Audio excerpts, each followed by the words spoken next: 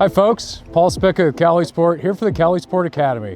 Going to share some tips and tricks. Today we're going to talk about knots, handy ones to know around the dock or on your boat. Certainly not exhaustive, but here's a few that I use on a daily basis. We're going to go over a clove hitch, a bowline, and then also a daisy chain. I'm going to throw one in there for you that's really handy called a trucker's hitch. So we're going to start off with a clove hitch, and what this is good for is securing a fender. I know a lot of boats now, they have fender clips. Those are really handy, but I guarantee you there's going to be a situation where you need to move that or adjust it in height, and that just won't work. So here's how we do that. We're going to go over whatever we're attaching to and grab your tag end and run it underneath.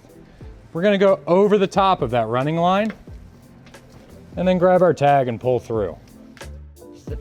At that point, it's secure and it hitches down on itself and tightens as you pull. If you needed to adjust that height, all you'd need to do is pull that little W right there, and you can adjust your height and then hitch that down. So this is probably one of the most famous knots out there. It's the bowline. It's spelled Bowline. It's pronounced bowline. Don't ask me why, but it is. Very useful knot. It's got about a 70% breaking strength. So if you had line that would hold 100 pounds, it's probably a 70-pound weight limit with this line.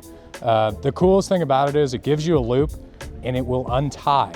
That's really crucial if you have to join two lines together. You just need a quick loop.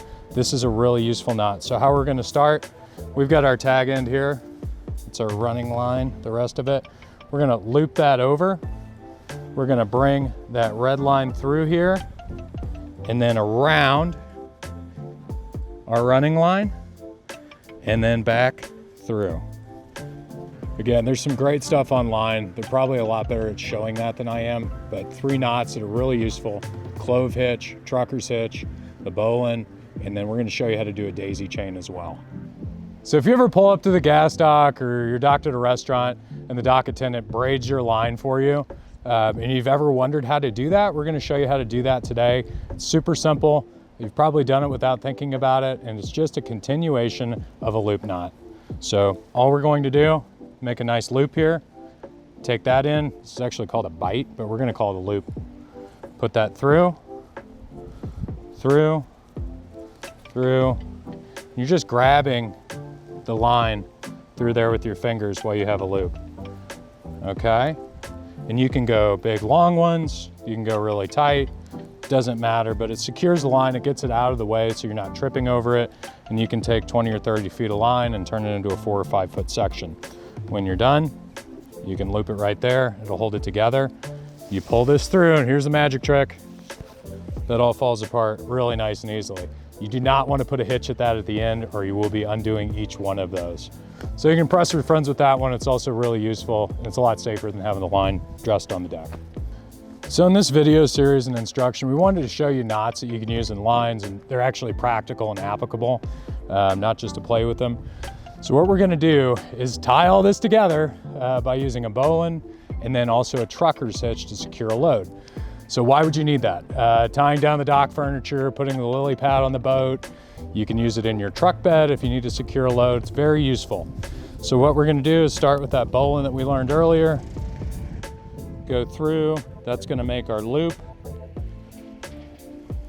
like so.